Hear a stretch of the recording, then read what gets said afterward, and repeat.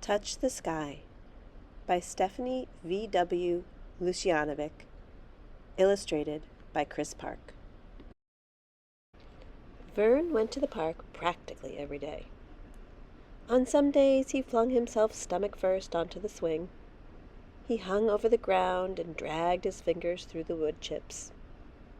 And on other days he twisted up the chains and spun until his stomach told him he had to stop immediately.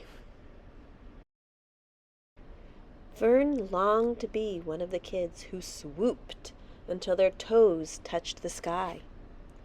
One of the kids who could soar so high the chains had to yank them back before they took flight with the birds. But Vern didn't know how to pump. Some kids laughed as they soared past him. "It's so easy." Vern tried to ignore them as he wrenched this way and that way. He kicked and flopped and folded himself in half. It was not easy. "Pump!" he ordered his legs. "Pump!" But yelling at yourself never works. Do you want to learn how? It was Gretchen. Vern only knew her name because of her mom. "Gretchen, stop licking your scab." "Gretchen, dig up your brother right now." "Gretchen, do not pet that cat with your cheese." They hadn't even talked before. First, you got to get yourself going. Gretchen ran backward and paused on her tiptoes.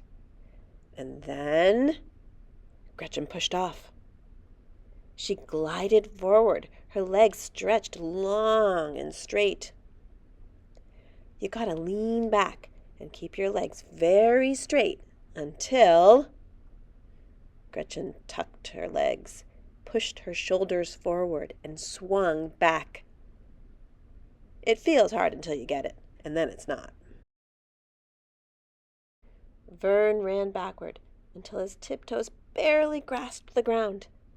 But when he hopped, the swing was not where his butt thought it would be.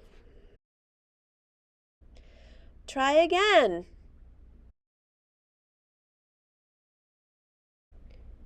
Vern tried and tried and tried. He stared hard at the swing. Giving up felt easier than trying again, and much less wood chippy. "You can do it!" Gretchen swept past. Vern watched her toes touch the sky. He sighed. Run, hop, lean back, stretch legs, sweep forward, then pull forward, tuck legs, swing back, or was it swing under, back tuck, pull legs? After Gretchen helped Vern get himself untangled, she stood next to his swing. "Okay, now run, hop, lean back, stretch, pull forward, tuck." "Yes!" Gretchen clapped. "Do it again." Vern did it again, and again, and again. But he still wasn't really swooping or soaring. He was just kind of rocking. "You're almost pumping," Gretchen said. She did a little jig in the wood chips. Gretchen's mom yelled for her. "Shoot, I can't remember where I stuck my brother. See you later." Vern watched her go. He could get off the swing right now. Gretchen would never know he gave up. But Vern didn't get off. Run, hop, lean, stretch, sweep, pull, tuck, swing, then something happened. It was something barely there, but it was definitely something. And it was growing. Lean, stretch, sweep, pull, tuck, swing, lean, stretch, swoop. Vern's stomach soared. "Pump," Vern breathed. Pump! Strong and sure and powerful, Vern stretched his legs, and then, finally, wonderfully, his toes,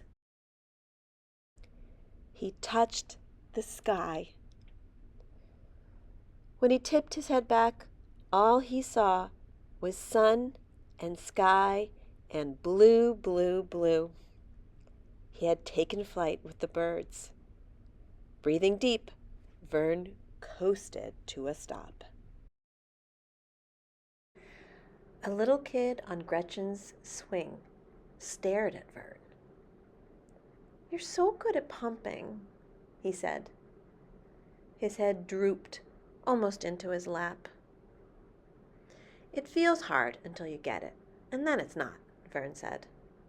"Do you want to learn how?"